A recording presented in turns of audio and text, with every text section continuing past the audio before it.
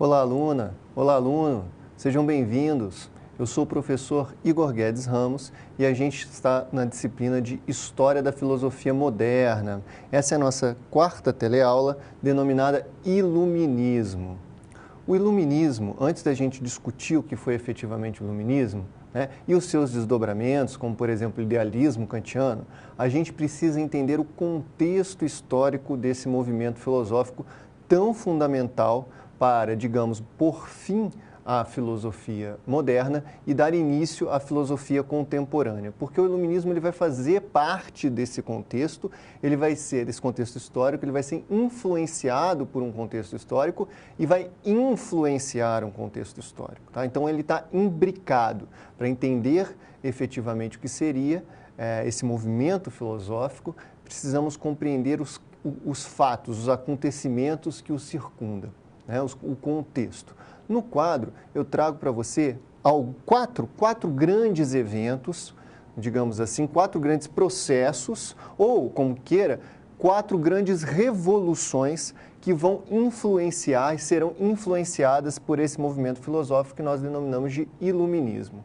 A primeira delas, a gente já falou bastante sobre ela, é a Revolução Científica.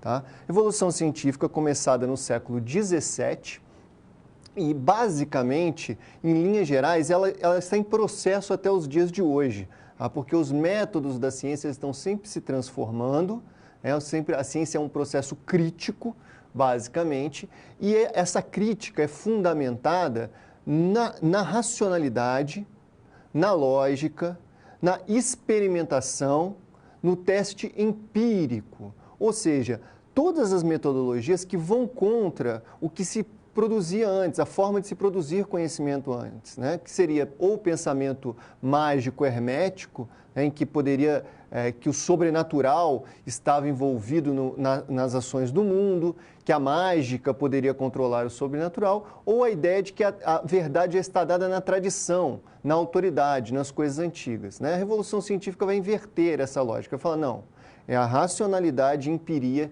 em que o conhecimento verdadeiro deve se fundamentar. Não na mágica, não nas tradições antigas e muito menos na autoridade. Então isso vai dar o solo necessário para a filosofia iluminista.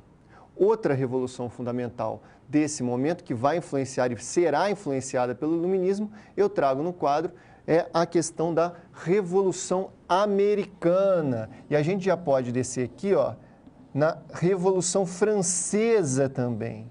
Tá? Essas duas revoluções elas vão ser fundamentais para a transformação da organização política mundial. A Revolução Americana, começada ali em março de 1775, já tem os primeiros conflitos entre os ingleses, a pátria, a metrópole, e os americanos, as 13 colônias, já começa o conflito ali. E pela primeira vez na história humana, você vai ter um rompimento entre metrópole e colônia, isso é uma inovação, tá? E essas colônias vão se tornar uma república, tá? Com uma declaração de independência, com uma constituição, com votação para presidente, com o direito básico, Bill of Rights, que são os direitos básicos de todos os seres humanos. Isso será retomado pela Revolução Francesa, tá? E será aumentado inúmeras vezes pela Revolução Francesa e espalhado por toda a Europa. Então, vai romper totalmente com o sistema monárquico, com a desigualdade entre os homens, você vai impor a igualdade entre os homens, você vai mudar o sistema político. Então, é uma revolução que vai marcar o fim da modernidade e o início do período contemporâneo. E isso influenciou os pensadores iluministas e esses movimentos foram influenciados pelos pensadores iluministas. E, finalmente, a última revolução que eu destaco no quadro é a Grande Revolução Industrial. Existem historiadores que dizem que só existiu duas grandes revoluções na história humana. A Revolução Agrícola, lá na pré-história, que permitiu que os seres humanos se tornassem sedentários e as cidades se desenvolvessem, e a Revolução Industrial, que expandiu enormemente a capacidade produtiva dos seres humanos, mas mais do que isso, expandiu e permitiu o controle do ser humano sobre a natureza. tá? Colocando a natureza a nosso serviço absolutamente. De certa forma, emancipando o ser humano das dependências da natureza. Tá? E, obviamente, essa revolução industrial ela vai ser influenciada pelo iluminismo e vai influenciar o iluminismo na ideia mesmo de emancipação, a capacidade do ser humano de controlar o mundo à sua volta, de melhorar as suas condições de vida. Então, tendo essa ideia geral do que foi o século XVIII, né, porque esses eventos vão chegar no século XVIII, ou vão surgir no século XVIII, você consegue entender melhor o que seria o iluminismo, o tema principal da nossa aula de hoje. O iluminismo. O iluminismo foi um movimento sociocultural ocorrido no século XVIII, principalmente, né? Pode-se dizer que começou um pouquinho antes e pode dizer que vai até o século XIX, depois vai se tornar o positivismo. Muitos historiadores da filosofia indicam essa direção do movimento, né? Iniciando já ali na Revolução Científica e chegando até se tornar o que seria o positivismo no século XIX. Tá? Então, foi um movimento sociocultural que vai ser fundamental para a transformação do mundo à sua volta, vai influenciar esse mundo à sua volta, será influenciado pelo contexto histórico do mundo europeu e americano também. Mas a grande questão que a gente tem que verificar agora são o que é esse iluminismo, quais são as características do iluminismo, desse movimento sociocultural iniciado na Europa. No quadro, eu trago para você as características principais. Eu dividi em 4. Tá? Então, vamos começar aqui pela primeira. Razão, ordem e transformação do mundo. O iluminismo, esse movimento iluminista, é baseado na razão. Aqui, lato sensu, ou seja, explicado de forma ampla, generalista, essa razão aqui. É a ideia de que existem leis que governam o mundo, que organizam o funcionamento do universo. Que o ser humano, a partir da sua capacidade mental, a partir dos testes empíricos, consegue verificar essas leis de funcionamento do mundo. E mais do que isso, ele consegue, conhecendo, dominando o funcionamento do mundo, ele consegue mudar, alterar, controlar a natureza, controlar o mundo à sua volta para o quê? Para beneficiar ele próprio, para melhorar a vida do próprio ser humano, tendo mais conforto, tendo mais alimentação, não sofrendo de epidemias, de acidentes climáticos, etc, etc. Ou seja, permitindo melhores condições de vida. No quadro, a outra característica é a questão do progresso, da noção de progresso, temporalidade da evolução. Pela primeira vez na história humana, de certa forma, surge a noção, a ideia de que quando o tempo passa, a gente estaria evoluindo. Isso não tinha antes. O tempo passava e para a maior parte das sociedades do mundo, basicamente as coisas continuariam iguais, mudando muito pouco. E às vezes quando evoluía, que é o caso, por exemplo, do Jean-Baptiste Vico, né, das espirais dele, poderia voltar a cair numa decadência novamente e progredir de novo. O iluminismo vai colocar essa ideia de progresso. E as revoluções que ele vai incentivar, a Revolução Francesa, a Revolução Industrial, etc., vai solidificar essa noção. Então, que o tempo está passando e a gente está evoluindo, a gente está melhorando continuamente. É a ideia de progresso. Outra característica fundamental que eu aponto no quadro é a questão da ética que vai ser fundada no iluminismo. O que é a ética? É a forma como eu penso a mim mesmo. Tá? E a minha relação com os outros, com o mundo. É uma ética individualista, ou do individualismo e dignificação do trabalho. Tá? Até então, não existia com força, né? O Renascimento vai começar a introduzir essa ideia, mas o Iluminismo vai levar ao máximo essa ideia do indivíduo apartado da sociedade, um indivíduo que é mais do que a sociedade. Tá? Se é que realmente essa noção de sociedade existe. É a divisão, assim, é a separação. Agora, não se trata mais de plebeu, nobre e clero, se trata de indivíduos em sociedade. Você não depende mais da orientação de uma autoridade, de uma tradição para saber o que você vai fazer com a sua vida. Você está emancipado, você toma decisão sobre a sua própria vida. e a dignificação do trabalho era que o trabalho não era bem visto antes do Iluminismo, antes da Revolução Industrial, da Revolução Francesa. O trabalho só trabalhava quem não era nobre. Perceba, o nobre é aquele que não trabalha. Só depois desses movimentos que a gente hoje pode dizer que o trabalho enobrece o homem, antes não. Então essa é uma característica básica, a ideia de individualidade, emancipação do indivíduo, de que o indivíduo para se emancipar tem que buscar conhecimento, tem que trabalhar, e isso é nobre, isso é bonito, isso é importante. Finalmente, a última característica que eu trago para você é a questão do elitismo, diferente do que se propaga muitas vezes, tá? O iluminismo, ele vai mover as massas nas revoluções que vão acontecer, na Revolução Americana, Francesa, Industrial, tá? Mas ele não vai surgir nas massas populares. Ele vai surgir entre a burguesia culta e a nobreza culta. Aqui a gente tem o Lavoisier, a sua esposa. Repare a postura. Isso aqui é uma vestimenta, é uma roupagem, é uma postura, assim como aqui nos grandes salões de debate, onde foi fomentado as ideias iluministas, tudo isso daqui acontece entre a alta burguesia e a alta nobreza.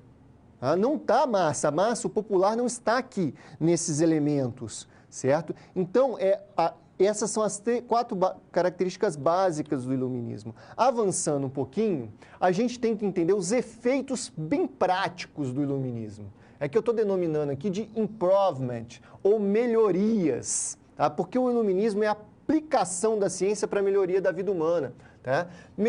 Tanto nos aspectos rurais, urbanos e sociais. Tá? Isso aqui, por exemplo, é uma bomba de água, que servia tanto para extrair a água dos pântanos para a agricultura, quanto para movimentar a água nas cidades, para levar a água até as cidades. Aqui é um grande teatro de La Scala, em Roma, toda com uma arquitetura iluminista, onde o ser humano se sente confortável. É uma arquitetura, de certa forma, para a época simples, tá? Muito preocupada com o conforto e com o ser humano dentro desse palco, né, para melhorar, digamos, a audição, a visão e tudo mais. As técnicas que aconteceram tanto no exército, nos hospitais, a criação de hospitais para melhorar a saúde pública, a organização da cidade para melhorar a saúde pública com sistemas de esgoto, com limpeza e tudo mais.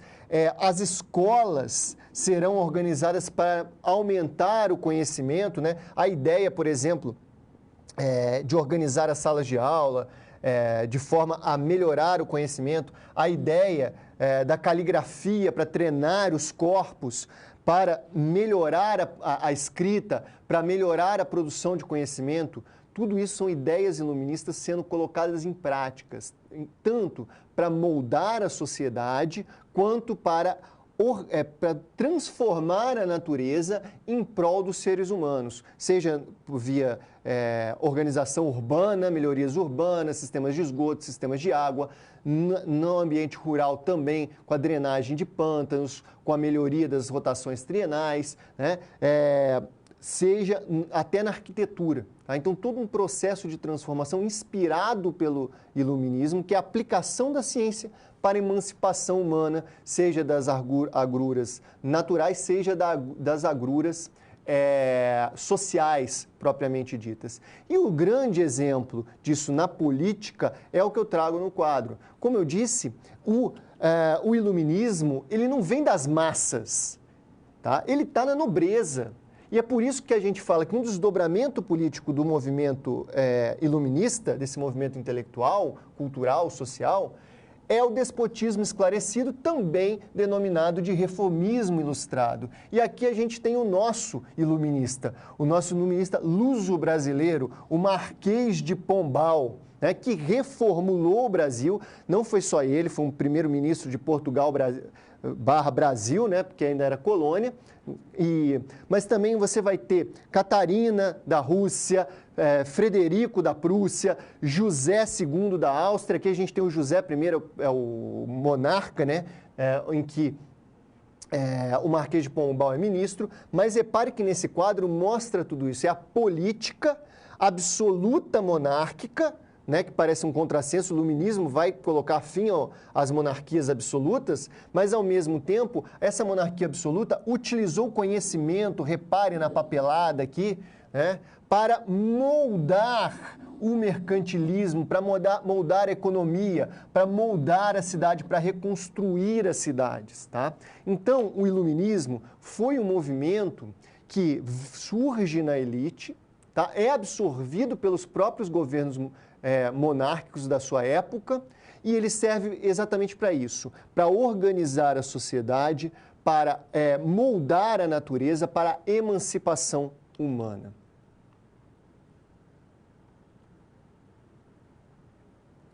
Os iluministas. Bom, você já sabe que o iluminismo foi um movimento sociocultural ocorrido no século XVIII. Tá? E esse movimento ele vai basicamente aplicar as ciências, né, o conhecimento racional empírico, para emancipar o ser humano, para melhorar a vida humana, seja organizando a sociedade, seja controlando a natureza. O que você precisa compreender agora é os iluministas, falar um pouco sobre quem são os pensadores que desenvolveram esse movimento. No quadro, eu tenho o primeiro deles, bastante conhecido, o François-Marie Arouet, né? Que viveu de 1694 a 1778. E você vai dizer, mas eu nunca ouvi falar desse cidadão, professor. É porque você conhece ele pelo apelido, muitos iluministas tinham um apelido. Esse é o Voltaire. Tá? O Voltaire é um grande pensador iluminista, vindo de uma família confortável, da pequena nobreza, tá? E foi muito perseguido porque ele foi um duro crítico da Igreja Católica, foi um duro crítico da monarquia absoluta, teve que se exilar em Genebra, teve que se exilar na Inglaterra, ele é um francês, né? Foi preso, foi espancado e passou muito sofrimento por causa das ideias dele. E essas ideias dele estão expostas, as ideias gerais dele estão expostas nessas obras aqui principais que eu destaco. Tratado de Metafísica, que é uma obra de crítica metafísica, de discussões com vários pensadores racionalistas, Descartes, Leibniz, etc.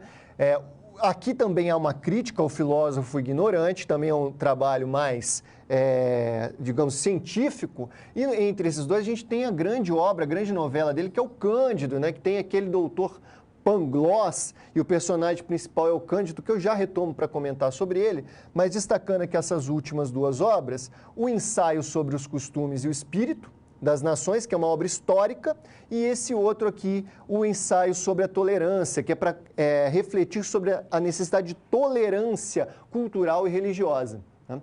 Lá no Cândido, que tem o doutor Pangloss, e o personagem principal, que é o próprio Cândido, o doutor Pangloss é uma ironia, um sarcasmo com Leibniz, aquele filósofo racionalista que dizia que o mundo que nós vivemos é o melhor mundo possível. E o Voltaire vai fazer uma crítica dura a ele. Para você ter uma ideia, tem uma passagem que o doutor Pangloss está falando para o Cândido: olha, Cândido, eu sei que você perdeu o amor da sua vida, que você foi perseguido pela Inquisição, que você perdeu todas as suas riquezas, que você teve que teve que fugir para a América e andar tudo por lá, recriou a sua riqueza, perdeu de novo. Mas se nada disso tivesse acontecido, a gente não estaria agora aqui tendo essa ótima conversa. Claro que isso é uma ironia para a ideia do Leibniz, que nós vivemos no melhor mundo possível. Aquela outra obra dele sobre a história é uma obra muito interessante que alimenta a ideia da tolerância dentro do pensamento de Voltaire, porque ele dizia o seguinte, ele comparava as culturas do mundo inteiro, é uma obra histórica que considera a cultura do mundo inteiro, e ele vai dizer, olha, se as culturas são tão diferentes, nós precisamos ter tolerância uns com os outros. Senão a gente vai ser pior do que um tigre. Faz essa comparação com o tigre. Porque o tigre, eles se matam mesmo, mas pelo menos eles se matam por fome. Nós nos matamos por parágrafos, por ideias. E aí é que está a grande contribuição dele no iluminismo, que eu aponto no quadro, que é a questão do deísmo e da tolerância. Ele acreditava que a religião poderia Deus era fundado na razão, dava para explicar Deus a partir da razão, tá? E também a necessidade da tolerância, principalmente religiosa, impondo a liberdade religiosa em todos os governos, e também na tolerância política, tá? Na política e cultural também. Avançando para mais um iluminista, outro nome que você vai falar, nunca ouvi falar desse, o Charles Louis de Second. O apelido dele é Montesquieu, você já sabe, já discutimos sobre ele, sobre as ideias da ciência política do Montesquieu, mas vale a pena destacar agora essa outra contribuição dele, que é a grande contribuição dos três poderes, que vai fundar a República Americana, vai ser a base para o processo de independência das revoluções americanas e a base da Constituição americana, a divisão dos três poderes, que ele vai expressar principalmente nessas críticas que ele faz aqui nessas cartas persas, que é uma espécie de novela ambientada, persas que vão viver na corte de Luís XIV, criticam o que estava acontecendo ali na corte do Luís XIV, e nessa outra obra aqui que é mais científica, O Espírito das Leis, em que ele defende a ideia dos três poderes. Tá? E qual é essa ideia? Vamos pegar um trecho aqui básico. Por força do primeiro poder, né, o príncipe ou o magistrado faz as leis, que têm duração limitada ou ilimitada, e corrige ou revoga as leis já existentes. O que é isso aqui? É o famoso poder legislativo, aquele que faz as leis. Por segundo, faz a paz ou a guerra, envia ou recebe embaixadas, garante a segurança. O que a gente tem aqui? Que poder é esse? É o executivo, o poder executivo. Previne as invasões aqui também, né? Finalmente, o terceiro poder pune os delitos ou julga as causas entre pessoas privadas, ou seja, o poder judiciário. Ele que inventa essa divisão. E por que ele vai inventar essa divisão? Ele inventa essa divisão para evitar que um grupo de pessoas ou uma só pessoa possa criar as leis, julgar baseado nessas leis e administrar baseado nessas leis. Dividindo os poderes, os grupos ficam mais fracos. Tá? As pessoas, pode haver o quê? O equilíbrio. Ninguém vai poder mandar sozinho em tudo. Evitando o autoritarismo, evitando a violência, evitando o absolutismo que, segundo os iluministas, fez muito mal para a Europa durante um longo tempo. Finalmente, um último elemento importante do iluminismo são os enciclopedistas, que eu trago para você no quadro. Quem são esses enciclopedistas? É o famoso D'Alembert, Jean Léon d'Alembert, e o Denis Diderot. Tá? E eles são enciclopedistas por quê? Porque eles são os editores, não foram só eles que escreveram, todos os iluministas vão escrever, Rousseau, Voltaire, Montesquieu, Locke, vários iluministas vão escrever para enciclopédia, né? Ou dicionário racional das ciências, artes e profissões, que a gente tem aqui, ó, a contracapa, né? Onde está lá, ó, iluminada a razão, tá? E o que eles querem? Quais são as características dessa enciclopédia? A primeira, a ideia é que é possível criar um sistema universal para explicar o mundo. Tá? Uma obra que explica o mundo inteiro, tudo o que acontece no mundo, onde todo conhecimento pode estar exposto. Isso é uma novidade para a época. Segundo, essa obra tem que estar no domínio público, não pode ficar simplesmente na mão das autoridades, de um pequeno grupo de pessoas. Todos os seres humanos têm que conhecer todo esse sistema universal de explicação de mundo, todo o conhecimento. Esse conhecimento tem que ser baseado em testes empírico e experimental. Tá? Não adianta simplesmente eu achar as coisas, eu tenho que demonstrar as coisas. Aqui, nesse sentido também, o teórico e o prático andam juntos. Pela primeira vez, o pensamento teórico dos universitários, digamos assim, das grandes academias científicas, está em pé de igualdade com o artesão, com o padeiro, com o mecânico, com o ferreiro. é a mesma coisa, um precisa reforçar o outro. E, finalmente, a enciclopédia vai ser uma baita ferramenta revolucionária. E eu te explico por quê. Primeiro lugar, porque na prática, ela pode, o conhecimento que está ali, o conhecimento prático que está ali, pode emancipar o ser humano. Você pode ir lá usar a enciclopédia para aprender a fazer uma construção, para aprender a produzir pão, para aprender a metalurgia. E aprendendo aquilo ali por uma necessidade prática, virando a página, você pode ter lá a teoria dos 3 poderes. Então você vai lá tentando aprender a fazer pão e de repente você percebe, poxa, tem uma ideia legal aqui. Se a gente dividir esse negócio de poderes aí, cada grupo de pessoas cuida de uma coisa. Um cuida de julgar, outro cuida de criar as leis e outro cuida de administrar. Ninguém vai mandar em tudo de uma vez só e sozinho. Então perceba o potencial revolucionário da enciclopédia, que vai ser uma publicação que vai se espalhar pela França e depois por vários lugares. Ideias similares à da enciclopédia vão surgindo cada vez mais. Inclusive, hoje nós temos a Wikipedia na internet que recupera com muita força e muita potência o ideal enciclopedista dos iluministas.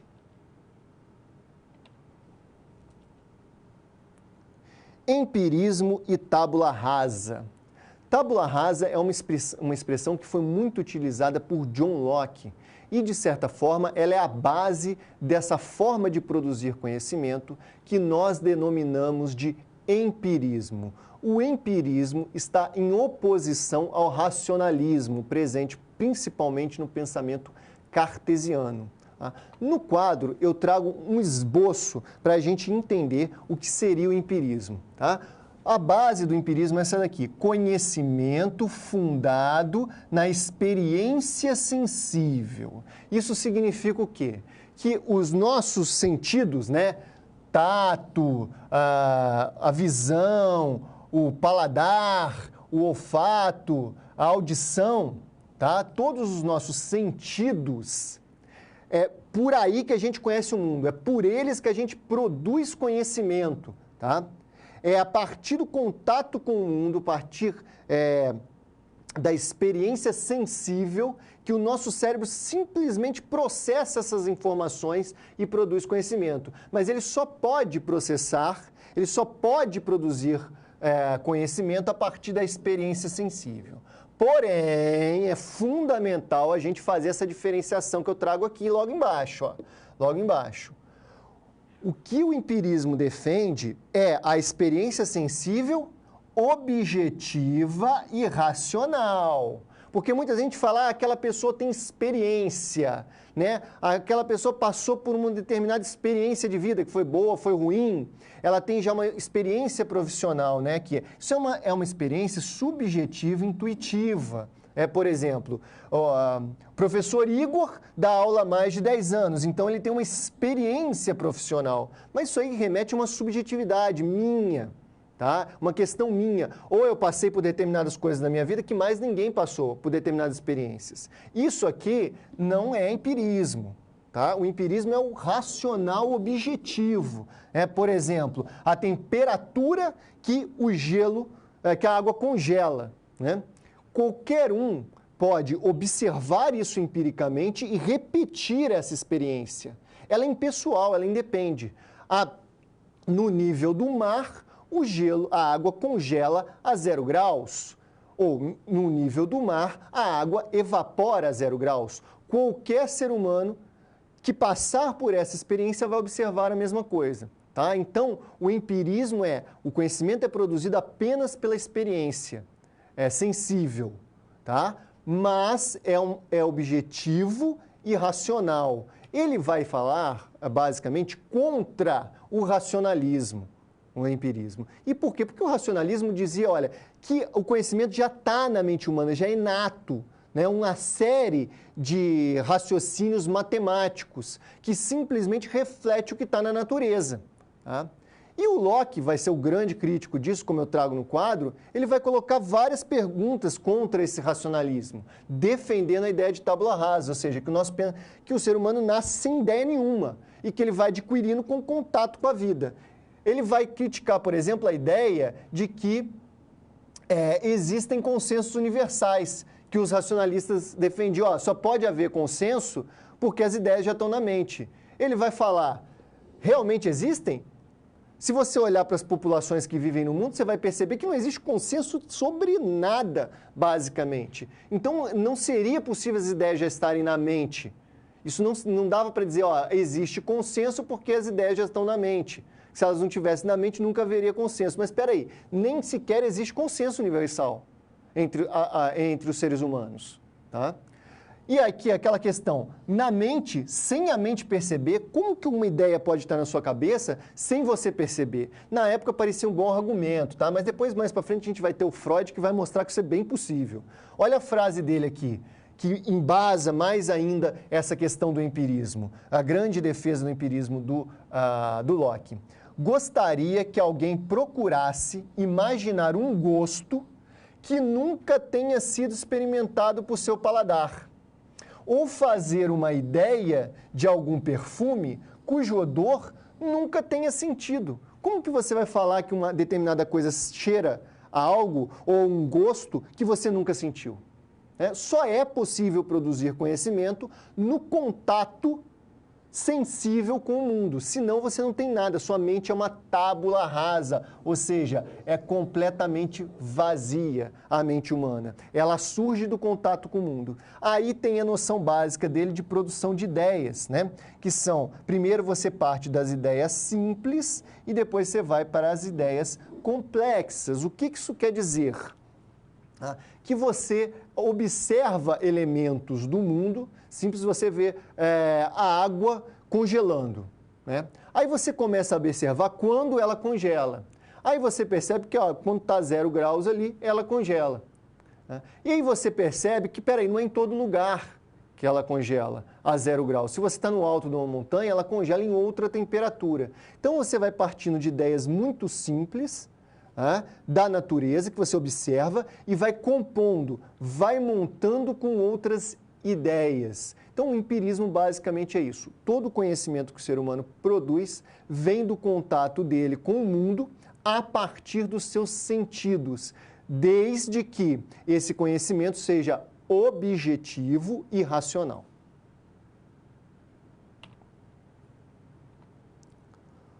Condillac e o sensismo. Existem vários pensadores do iluminismo, do empirismo, tá? Condillac é um deles. Mas existem vários nomes também, né? Sensismo, que eu acabei de dizer agora, que você talvez nem tenha ouvido ainda, materialismo, empirismo, racionalismo. O que isso significa? Será que dá para organizar isso tudo e dizer, por exemplo, quem foi Condillac? Vamos dar uma olhada nessa situação-problema. Situação-problema, imagine você como professor universitário se depara com um debate nos corredores da universidade. Um polêmico debate entre os alunos sobre Condillac, um empirista radical com alma? Como assim? Ele é um empirista radical e acredita em alma? Calma, vamos por partes. Primeiro, Etienne Bonnot de Condillac foi um abade, né, que viveu no século XVIII, que também pode ser considerado um iluminista, um empirista radical, tá? E ele vai desenvolver essa ideia, né, que a gente chama de sensismo ou sensualismo, de que haveria a materialidade, mas também o ser humano teria alma. Porém, tudo que está na alma do ser humano só é construído através da experiência empírica. Todo conhecimento, a alma é vazia também. Ela vai sendo, digamos, enchida, né, a partir do contato do corpo com o universo. E aí a gente pode fazer uma série de divisões desses tipos de pensamento que eu trago no quadro para você, para a gente problematizar essa posição do Condillac, né? Você vai ter, por exemplo, o materialismo, que é muito antigo, está lá na antiguidade, desde Demócrito, por exemplo, Epicuro. Tudo é matéria e relação entre as matérias. Tá? Não existe um mundo, não existe alma, não existe um mundo das ideias, não existe um outro mundo que não seja matéria. Inclusive, aqueles que diriam que existiria uma alma, né, diriam, não, a alma também é material, ela estaria dentro do corpo em algum lugar. Além do materialismo, você tem a metafísica, ok? A metafísica do Aristóteles e do Platão, que vai dizer, olha, existem ideias ou formas, né, como objetos, como coisas mesmo, que permitem a existência desse mundo todo confuso, mas por trás dele existem ideias, né? Por Aristóteles, essas ideias estariam dentro da materialidade e por Platão estariam em outro mundo. Você tem também o empirismo. O empirismo, ele pode ser associado ao materialismo, tá? Mas não só, não se exclui. Tá?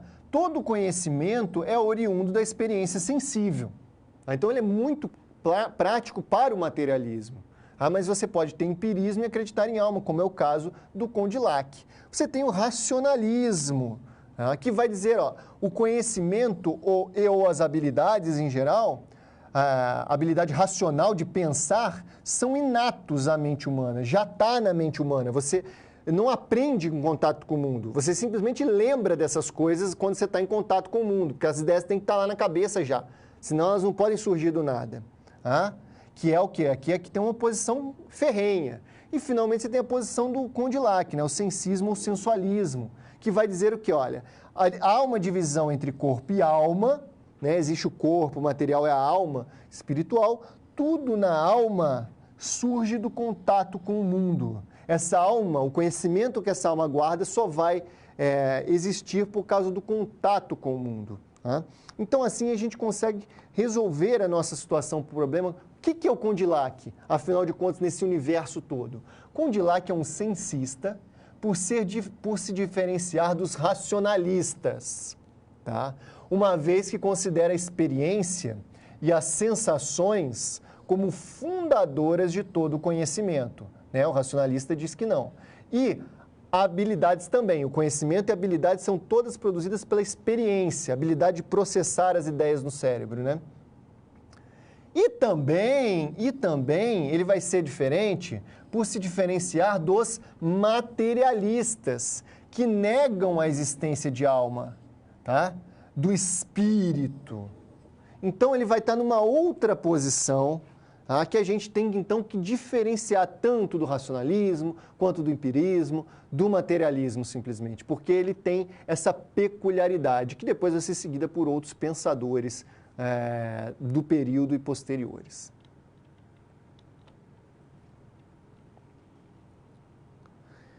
Interação. É possível conviver ou integrar, né, ciência iluminista e religião? Ou seja, todo esse conhecimento iluminista, todo esse movimento iluminista, ele diz não à religião? Ele nega em absoluta a religião? Pensa um pouquinho sobre isso e eu já volto.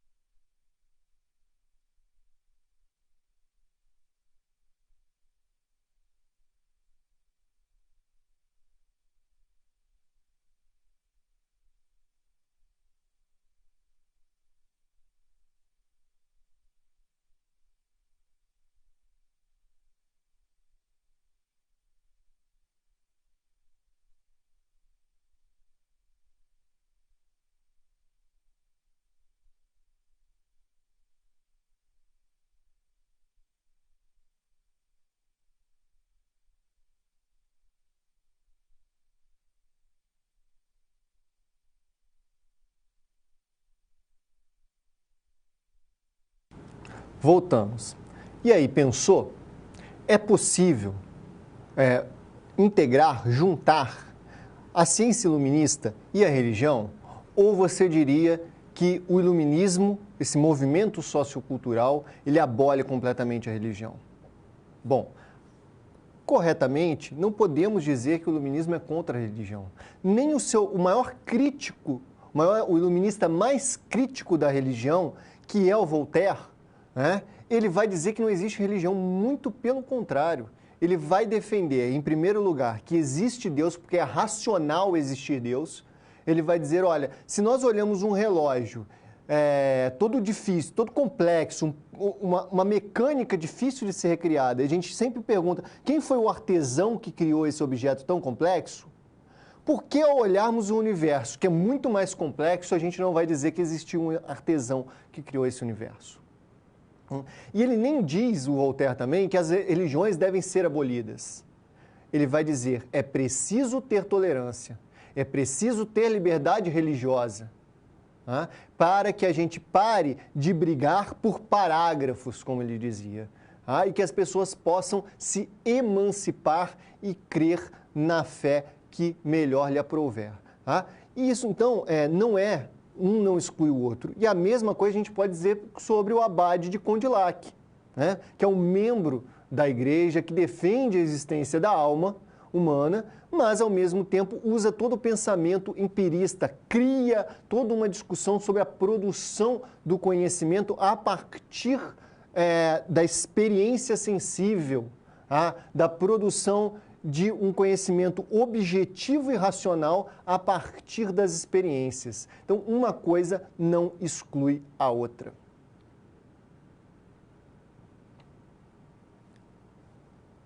David Hume. David Hume foi um grande iluminista e um grande empirista também. Ou seja, ele faz parte daqueles pensadores que, desde lá do Francis Bacon, defende, cada um à sua maneira, passando pelo Locke, né, a cada um à sua maneira, que o conhecimento humano ele vem todo ele da experiência sensível, que não existiria na nossa mente nada, nem um conhecimento já inato, que simplesmente é lembrado pelo contato com o mundo. E que a nossa mente é toda treinada a partir da experiência que nós absorvemos a partir dos nossos sentidos. E ele foi fundamental para o pensamento kantiano. Ele vai ser um inspirador do Kant. Vamos falar um pouquinho mais sobre quem é ele, conhecer quem é o David Hume. No quadro, eu trago para você aqui, né, um resuminho aqui do que seria a vida dele. Vem de uma aristocracia provinciana, donas de terra, muito rico, né? No século XVIII, ele viveu ao longo do século XVIII, bastante tempo, e ele foi a ovelha negra da família, né? Ele foi perseguido pela... o pai dele era um advogado, ele não quis seguir a carreira do pai que a família tanto queria. Ele quis ser um filósofo, um pensador, deu aula em universidades, ele ocupou vários cargos públicos, principalmente como diplomata, tá? E você já percebe aqui por essa imagem que eu trago dele aqui, olha, um turbante que destoa, né? De todos os pensadores que a gente viu até agora, todos eles com aquelas perucas muito clássicas da Europa, mas não, David Hume está lá, sem cabelinho, com turbante. Ele realmente, vamos dizer, ele é um radical em se opor aos costumes mais comuns aonde ele vivia, tá?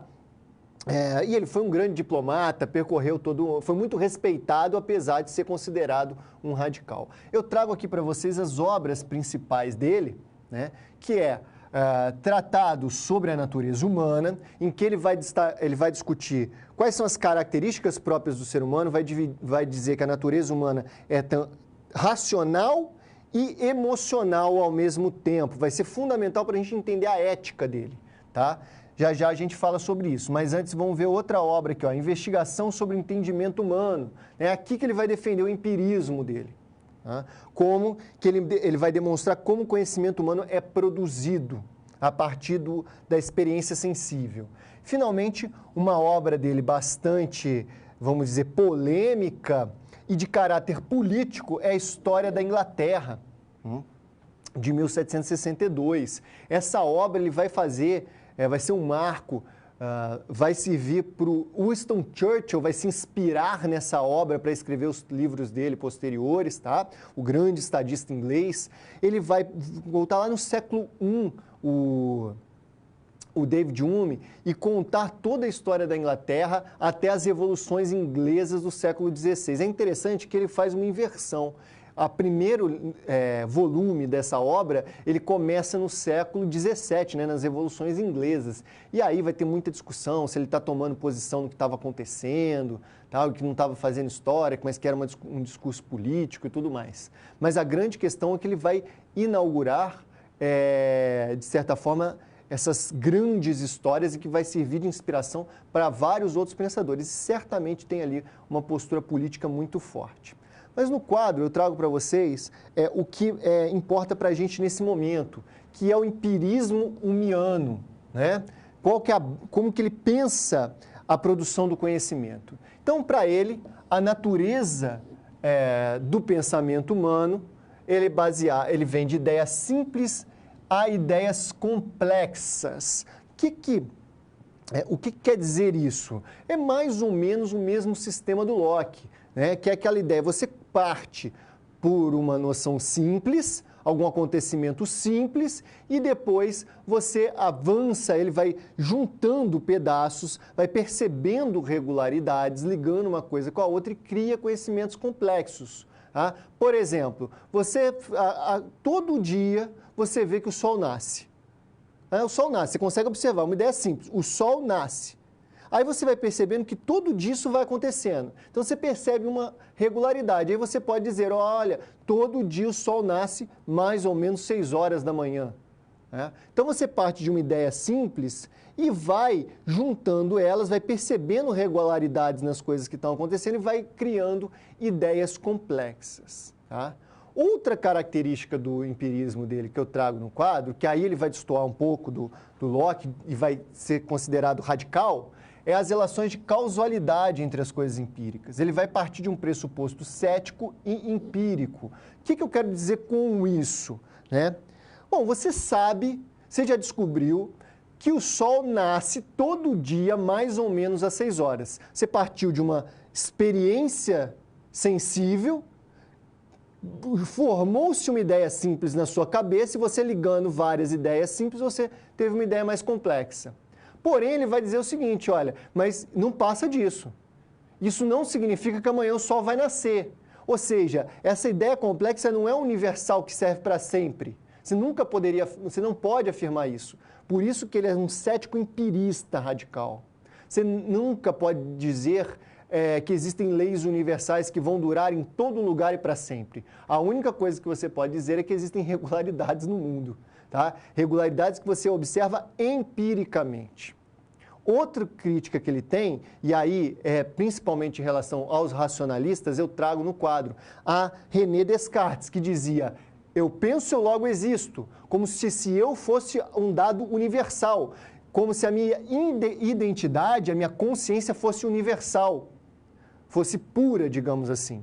Tá? E ele vai dizer, olha aqui, dor e prazer, tristeza e alegria, paixões e sensações sucedem-se umas às outras, tá? E nunca existem todas ao mesmo tempo. Não pode ser, portanto, de nenhuma dessas impressões, nem de nenhuma outra, que a ideia de eu é derivada. E, consequentemente, essa ideia simplesmente não existe. O que ele está afirmando aqui?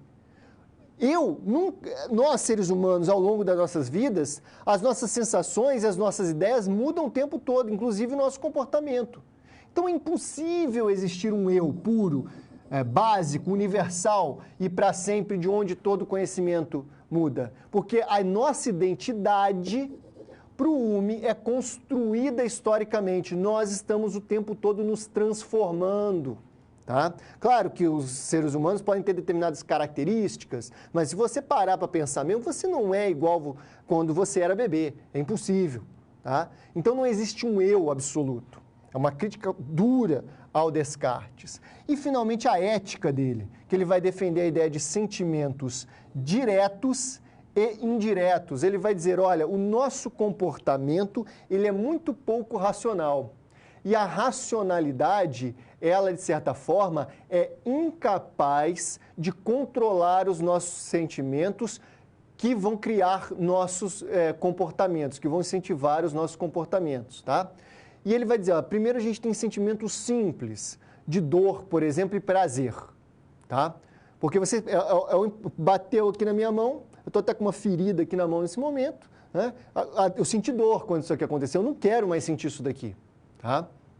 Ou prazer, quando eu como alguma comida que eu gosto muito, macarronada. Então, você tem essas sensações diretas que vão mover o seu comportamento. E você também tem emoções complexas derivadas disso daí. Por exemplo, a honra, tá? O amor, o ódio. Tá? Então, são a partir de sentimentos simples, assim como o conhecimento vem a partir de experiências simples, cria ideias complexas, os sentimentos simples criam sentimentos mais complexos. Noção de honra, a noção de justiça, tá? De amor, de ódio. Então, essa basicamente, todo o pensamento humiano é muito baseado nesses elementos empíricos básicos que, agregados uns aos outros, vão criando ideias e sentimentos mais complexos que guiam a nossa ação como ser humano. E lembrando que isso, para ele, é sempre histórico, por isso que ele é um cético, um historicista, porque a qualquer momento isso pode mudar completamente, inclusive a nossa própria identidade. Immanuel Kant, vida e pensamento ético-político. Para a gente entender o fim da modernidade e o início da contemporaneidade, principalmente no que diz respeito à filosofia, mas não só, é impossível sem Immanuel Kant. Immanuel Kant é um dos maiores filósofos, um dos maiores pensadores da história humana. Tá? E agora você precisa entender, a gente vai discutir um pouquinho sobre o que é a vida dele, tá? E a parte do pensamento ético-político dele. No quadro, eu mostro para você algumas características. Então, ele vai chegar a viver basicamente o século XVIII, né, o iniciozinho do século XIX, ele vai se entusiasmar muito com a Revolução Francesa, especialmente com a Revolução Americana, tá? Principalmente nos seus escritos mais voltados para as questões éticas, políticas, que ele vai viver esse período de grande transformação, né? A vida dele no início, ele vem de uma família pobre, pietista, pobre mesmo, plebeu. A mãe dele era uma doméstica, o pai também era um artesão muito simples. E pietista aqui é uma linha do luteranismo que é muito baseada nos sentimentos, tá? É a religião cristã muito focada, uma vertente do luteranismo, né, que é o cristianismo protestante, né, voltada para as emoções e para a educação. Então, ele, apesar de ser muito pobre, ele vai ter uma educação muito forte numa escola pietista, né, do qual a família dele faz parte dessa religião. Ele vai ser um metódico abnegado, ele vai ter várias possibilidades ao longo da vida dele de ganhar muito dinheiro, tá? Mas ele vai sempre ficar recluso na sua cidade natal e ele vai ser muito metódico. Tem até aquela brincadeira que as pessoas ajustavam os relógios de acordo com a hora que o Kant saía de casa para fazer a sua caminhada, né? Ele é extremamente metódico. E a gente pode dividir a vida dele de conhecimento em dois períodos, o período pré-crítico e o período crítico. O período pré-crítico é aquele em que ele vai estar discutindo o racionalismo, vai estar desenvolvendo, debatendo o racionalismo cartesiano, o racionalismo do Leibniz, tá? E também vai estar fazendo muitas obras, digamos, de física, né? Ou seja, de ciências naturais, tá? De ótica, entre outros. Até que, segundo ele mesmo, né, lendo o David Hume, ele vai despertar do sonho dogmático. Ele vai ver, peraí, os racionalistas não estão corretos, mas ele também não vai dizer que o David Hume está completamente certo. E a partir dessa ruptura ele vai iniciar o período crítico, que a gente chama de período crítico, e que vai mostrar efetivamente, vai ser a marca do Kant para o mundo. É por causa do seu período crítico que ele vai se transformar no grande filósofo do mundo. E no quadro eu trago para você as obras principais desse período crítico. Longe de ser só essas que são as principais. Tá? Crítica da Razão Pura, que é uma discussão, é a primeira obra grande obra desse momento, que ele vai discutir epistemologia, ou seja, o fundamento do conhecimento. Depois a gente tem a Crítica da Razão Prática, que é uma obra ética, que ele vai defender o imperativo categórico, que eu já vou explicar. Como que se deve se conduzir, como o ser humano deve se conduzir. É uma obra ética essa daqui. Crítica do Juízo, que é uma obra estética. O que é a beleza, o que são as sensações, etc. E, finalmente, que eu destaco, que eu acho extremamente importante essa obra, Paz Perpétua. Aqui ele está debatendo a política internacional. Ele vai... Aqui é a base do que depois, muitos anos depois, se tornar o Concerto das Nações, a Liga das Nações e, finalmente, a ONU, a Organização das Nações Unidas, só depois da Segunda Guerra. Mas Kant é o primeiro a pensar nisso. E o que está nesses pensamentos éticos e políticos do Kant, que é o foco nosso nesse momento? Primeiro, a ideia de progresso, tá, do Kant. Ele vai nos dizer que o progresso humano, ele vai aceitar essa ideia que a gente está progredindo, que a gente está melhorando, vem do quê?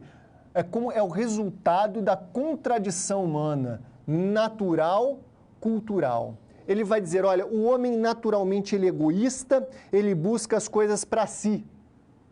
Mas nesse processo, ele vai confrontar-se com os outros seres humanos e ele vai perceber, porque ele tem a capacidade de produzir cultura, de se organizar, de criar leis, de criar religião, de criar uma sociedade mesmo, né?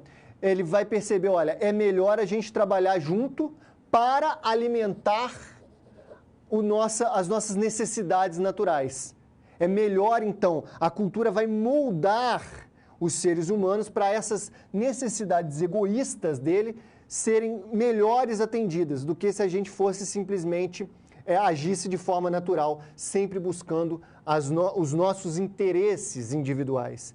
É pior para a gente no final das contas. É melhor produzir as leis, produzir a política, produzir o poder judiciário, porque a gente vai conseguir nos satisfazer melhor do que se a gente tivesse apenas operando pelos instintos. Então vem dessa contradição o progresso humano. Tá? Ele vai defender eticamente, ou seja, como que nós devemos nos portar, como que nós devemos controlar as nossas ações, pela noção de imperativo categórico, tá? Ou seja, é uma virtude moral como construção racional. Como que eu me conduzo? Eu não me conduzo a partir de crenças religiosas, tá? Eu me conduzo a partir da razão. E aí aqui essa frase, essa é uma das afirmativas do imperativo categórico dele, é essa daqui, olha. Age de tal modo que a máxima de tua vontade possa valer-te sempre como princípio de uma legislação universal. Tá? O que ele está dizendo com isso aqui? Ele está dizendo simplesmente o que a sua vovó já dizia para você.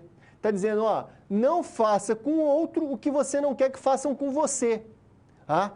Imagine, quando você for jogar um lixo no chão, se todo mundo jogar o lixo no chão, como que vai ser esse mundo? Ele vai ser melhor ou pior?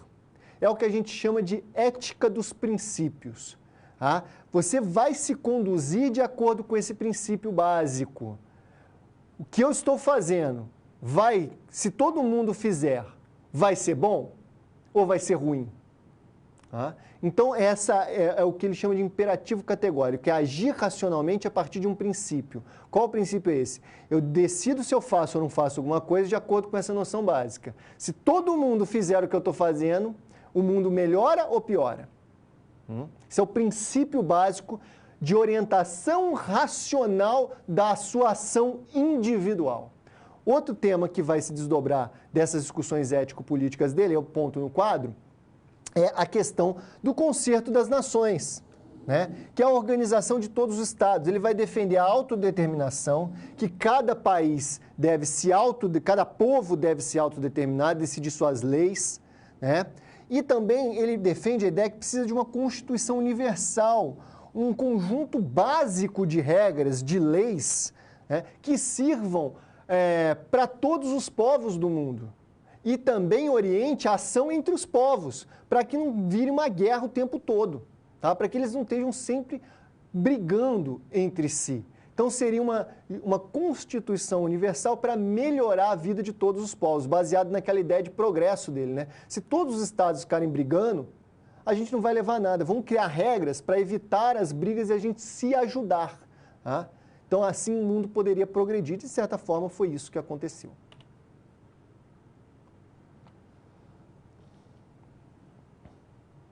Immanuel Kant, sujeito e conhecimento. O Kant, então, ele vai ser um grande pensador do final do período moderno e ele, a partir, primeiro, um racionalista, e a partir da leitura do David Hume, que é um empirista, ele vai acordar do sonho dogmático, segundo a própria expressão dele, e ele vai tentar criar uma forma de pensar que resolve os problemas do racionalismo e do empirismo, que depois a gente vai acabar denominando de idealismo kantiano. No quadro, eu trago para você os princípios básicos do que ele chama de filosofia transcendental. Ele vai partir da ideia de que todo conhecimento não vem exatamente dos objetos do mundo, mas o conhecimento depende do sujeito produtor do conhecimento, porque afinal de contas é o ser humano que produz o conhecimento. Então depende dele, do ser humano. Então aí ele vai estudar o quê? O modo a priori dos seres humanos conhecerem o mundo que está fora dele. As características próprias, né, a priori, que vem antes, né, que estão nos seres humanos, que permitem que ele conheça o mundo que está fora dele, né? Aí ele vai estudar a sensibilidade, os sentidos humanos, né, o sistema sensitivo, aí é na estética transcendental e também, né, como que as coisas chegam no nosso olhar. Ele vai dizer, como Hume, que isso é histórico, vai depender do momento que você está, né, e onde você está. A sensibilidade é sempre historicizada, ela sempre está transformando esse dado empírico que chega até a sua mente, até você. E também ele vai, a partir da analítica transcendental, ele vai estudar o intelecto, o sistema racional, os sistemas de processamento de dados, vamos chamar assim para modernizar, né, que ocorrem na nossa mente. Os nossos processos de quantificação, de qualificação, de relacionamento das informações que nos chegam pelos sentidos, tá? E a partir dessa análise básica, ele vai romper com as duas grandes formas de produção de juízo ou de produção de conhecimento, tá? Os juízos analíticos, muito característico do racionalismo, tá? Que é baseado em questões dedutivas, universal e redundante. O que eu quero dizer com isso daqui? O racionalismo, ou o juízo analítico, né, ele não produz novo conhecimento, tá? Porque ele parte de uma ideia universal. Por exemplo, todos os homens são racionais. Essa é uma ideia universal que eu tirei da minha cabeça, lá por exemplo, do penso, logo existo do Descartes. Então, todo ser humano é racional, tá? Então, eu parto de uma ideia universal. E aí eu deduzo o resto. Se o professor Igor é um ser humano, logo, o professor Igor é racional, tá? Mas eu não estou criando conhecimento novo, eu estou criando subconhecimentos, basicamente. Tá? É redundante. Isso está muito próprio no racionalismo. Outra forma de juízo que eu trago no quadro para você é mais própria dos empiristas, que é o juízo sintético. Tá? Ele é indutivo, ele inova, inovador, mas ele é particular, ele não pode ser universal. O que eu quero dizer com isso? Lembra do Hume? Né? O Hume pode dizer o seguinte, olha, ali tem um cisne branco, outro cisne branco, isso é o indutivo, conhecimento indutivo. Eu vou verificando, 1, 2, 3, 4, 5, 6, nossa, 1000 cisnes brancos. Cisnes são brancos. Eu criei um pensamento novo. Porém, ele nunca pode ser universal, porque eu não tenho certeza. Pode aparecer, de repente, um cisne negro. E aí, o que acontece? Quebrou. Tá? E aí o Kant vai fazer o quê? Ele vai criar como eu trago no quadro para você, o juízo sintético a priori. Esse juízo vai ser hipotético, experimental, universal e sempre inovador. Ele vai dizer, olha, o ser humano, ele é capaz de propor uma hipótese racional, lógica, universal. Ele cria isso racionalmente na sua mente.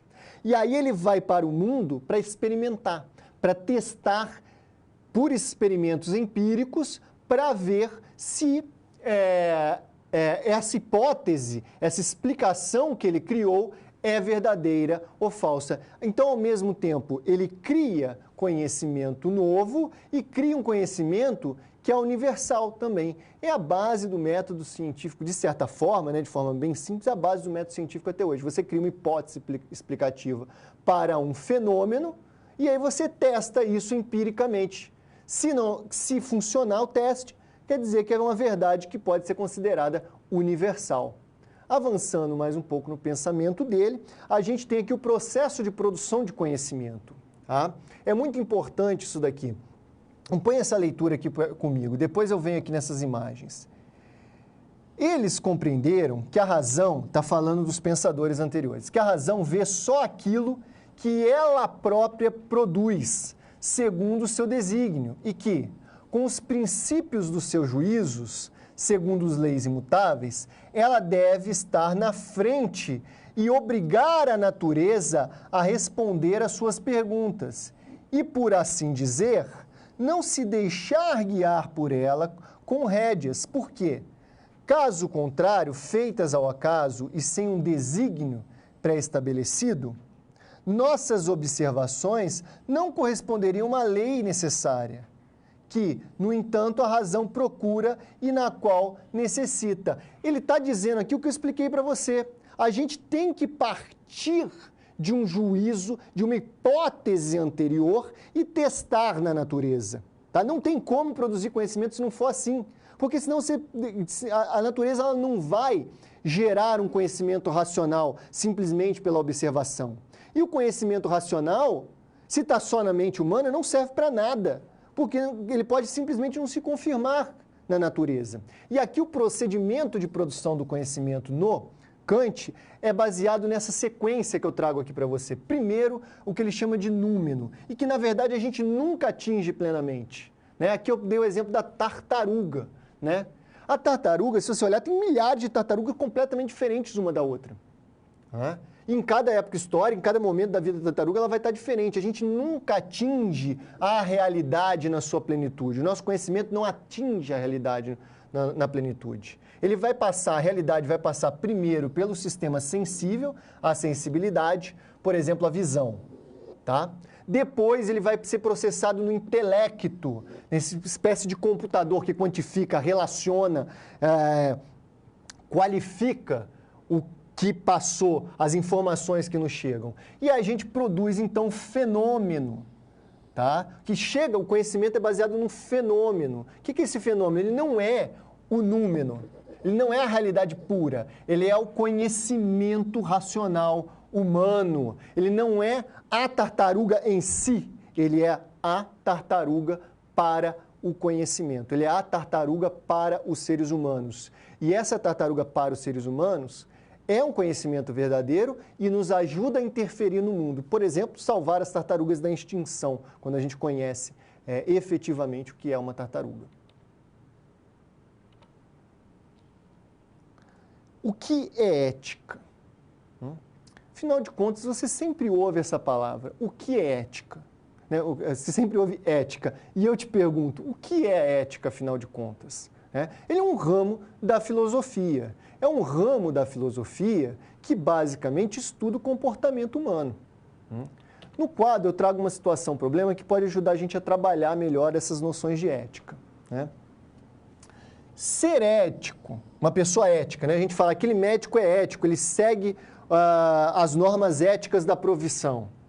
Ser ético, ser uma pessoa ética, significa seguir um comportamento prescritivo, como esse caso que eu falei do médico? Um conjunto normativo pré-estabelecido, você tem um manual de ética lá, então se você seguir isso aí, você é uma pessoa ética.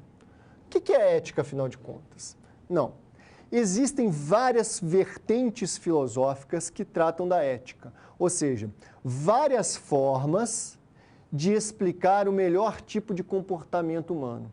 Tá? O jeito que o ser humano deve se comportar, que seria o jeito bom, o jeito certo, o jeito correto. E nem sempre isso está prescrito, tem uma regra, né? Um manualzinho de eu tenho que fazer isso, tenho que fazer aquilo para eu ser ético. Não, não é assim.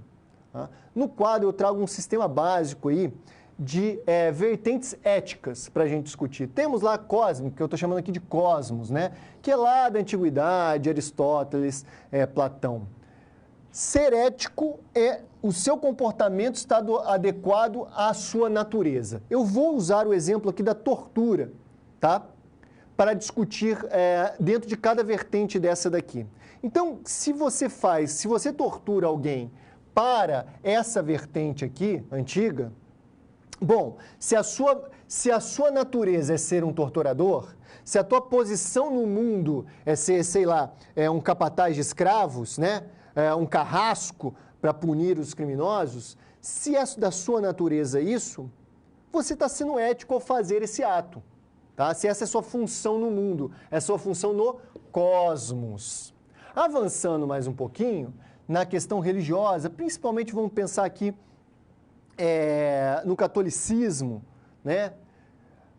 Adequação a uma prescrição. Você tem uma sequência de leis, né, que vão levar não só a que você deve se comportar de determinada forma para atingir a vida eterna. E essas leis teriam sido dadas por um ente sobrenatural. Tá? Então, a tortura, nesse caso aqui, ela é ruim porque vai contra o que está prescrito e não vai permitir que você vá para o céu quando você morrer. Tá? A ética sentimental, por exemplo, está no David Hume, né? Adequação a padrões emocionais. A tortura causa sofrimento, causa dor. Isso não é um bom padrão emocional. Então, ela vai ser ignorada pela ética dos sentimentos, está presente no David Hume, porque ela causa sensações ruins para todas as pessoas. Não é um bom padrão. O bom padrão seria a empatia, que vai contra a tortura, né? Você deve sentir empatia e não tornar o outro ser humano um objeto que pode ser torturado. Ética dos princípios que está em Kant. Adequação a padrões racionais. Lembra do imperativo categórico? Ou seja, não faça, no popular, né? Na historinha da vovó, não faça com o outro o que você não quer que façam com você. Isso é um padrão racional que a gente tem que se adequar a um princípio de ação, né? Ora, se eu não quero ser torturado, então eu não devo torturar. Então a tortura aqui é negada também. Tá? Lá no Cosmo ela não foi negada, nos outros 3 ela foi negada. Utilitarismo, que está lá no Stuart Mill, por exemplo. Fazer o que é útil a si e aos outros. Aqui a tortura não é necessariamente, em princípio, porque aqui não é uma ética de princípios, é uma ética utilitária, ela não vai ser proibida eticamente. Depende.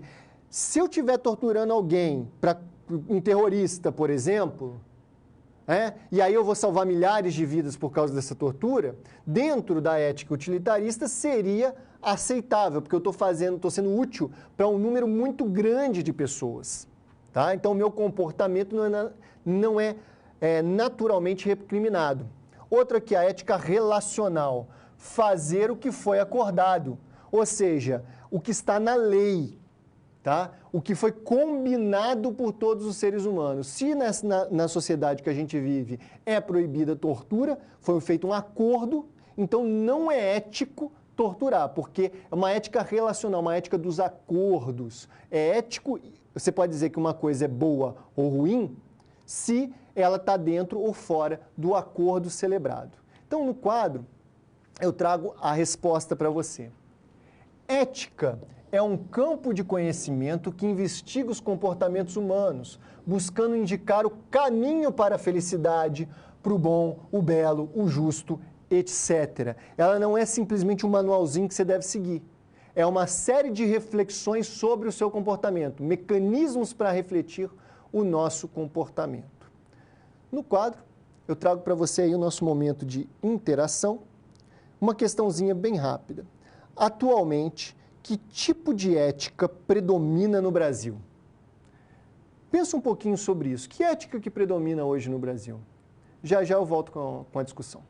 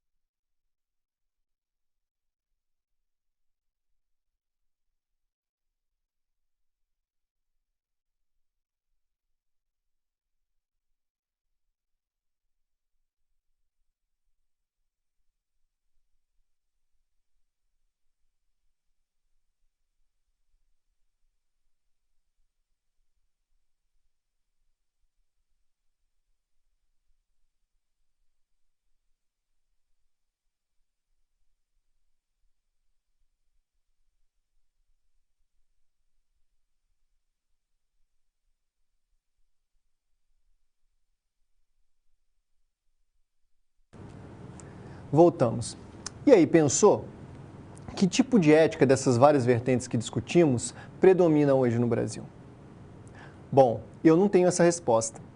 Normalmente, nas sociedades em geral, várias dessas vertentes operam ao mesmo tempo, seja o utilitarismo, seja os princípios kantianos, seja a ética relacional dos acordos, tá? Todas elas, de certa forma, predominam na sociedade humana. Não tem como dizer que apenas uma predomina. Todas elas influenciam as formas de comportamento que nós temos. Recapitulando, agora a gente está no nosso momento final da aula, em que a gente vai recapitular os pontos principais que a gente discutiu na nossa quarta teleaula. Lembrando, então, que essa nossa quarta teleaula é o desfecho. São aqueles movimentos, aqueles pensamentos que encerram o período moderno e iniciam o período contemporâneo. No quadro, eu trago basicamente os 3 pontos principais. Tá? O movimento iluminista do século XVIII, que foi um movimento sociocultural que buscou, a partir do conhecimento científico, empírico e racional, conhecer a natureza, conhecer as sociedades humanas e manipular a natureza, manipular as sociedades humanas para emancipar o ser humano. Ou seja, ela introduz a ideia de que nós podemos controlar o nosso destino, controlar o nosso destino e progredir. O empirismo, tá, que é esse reforço, essa ideia de que o conhecimento só pode ser produzido a partir do nosso contato, das nossas experiências com o mundo, e a gente tem o caso do David Hume, que é radical, o empirista radical, que vai dizer que todo conhecimento é produzido a partir do contato com o mundo, os sentimentos são produzidos a partir do contato com o mundo e jamais nós teremos um conhecimento absolutamente universal, porque as coisas podem estar o tempo todo se transformando.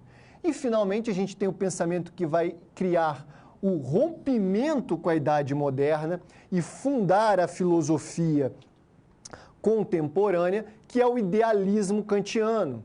Né? O Kant vai parar e vai falar, calma aí, nem os racionalistas, nem os empiristas estão certos. A gente tem que entender como é que acontece o processo de conhecimento, como o ser humano,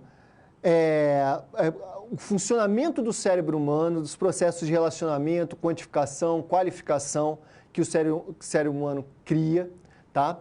E como que o conhecimento do mundo chega através das nossas sensações, né? Dos nossos sentidos, e a gente cria, então, hipóteses explicativas para o mundo, racionais, e verifica se essas hipóteses são verdadeiras ou não. Então ele cria o quê? O juízo sintético a priori. A partir de uma explicação racional e universal, eu experimento, testo e vejo se ela é verdadeira. E aí a gente tem a ruptura da filosofia moderna e a criação do que nós depois chamaremos de filosofia contemporânea. E aqui a gente encerra a nossa 4ª teleaula e também a disciplina. Eu agradeço muito e até a próxima.